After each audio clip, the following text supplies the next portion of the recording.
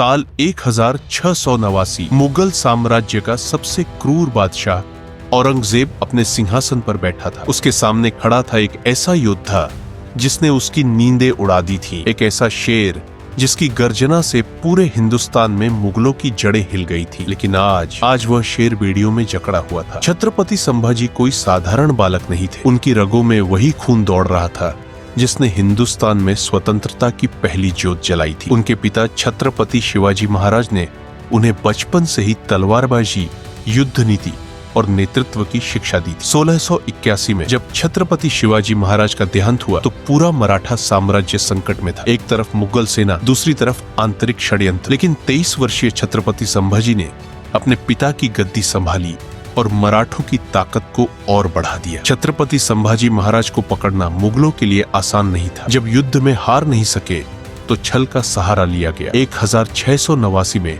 मुगलों ने गद्दारों की मदद से उन्हें पकड़ लिया। छत्रपति संभाजी महाराज ने असहनीय यातनाएं सही, लेकिन उन्होंने एक बार भी अपनी आस्था नहीं छोड़ी। 11 मार्च 1689 को उन्हें मौत की सजा दे दी गई, लेकिन उनका बलिदान व्यर्थ नहीं गया। उनकी शहादत के बाद मराठा साम्राज्य और शक्तिशाली हो गया। छत्रपति संभाजी महाराज को खत्म करने के बाद औरंगजेब ने सोचा कि मराठा साम्राज्य अब समाप्त हो जाएगा, लेकिन उसे यह नहीं पता था कि उसने एक योद्धा को मारा नहीं बल्कि उसे अमर कर दिया था। संभाजी का बलिदान मराठों के खून में नया जोश भर गया। छत्रपति संभाजी महाराज के बलिदान के बाद मराठों ने जो युद्ध छेड़ा वह मुगलों के अंत का कारण बना। संभाजी ने भले ही शरीर त्याग दिया, लेकिन उनकी आत्मा हर मराठा सैनिक में बस चुकी थी। छत्रपति संभाजी महाराज के बलिदान के कुछ ही वर्षों बाद मराठों ने पूरे हिंदुस्तान पर अपनी ताकत साबित कर दी। पेशवा बाजीराव ने दिल्ली तक चढ़ाई की, औरंगजेब का साम्राज्य बिखर गया और एक नई शक्ति का उदय हुआ। आज भी जब किसी बच्चे को शौर्य की कहानियां सुनाई जाती हैं,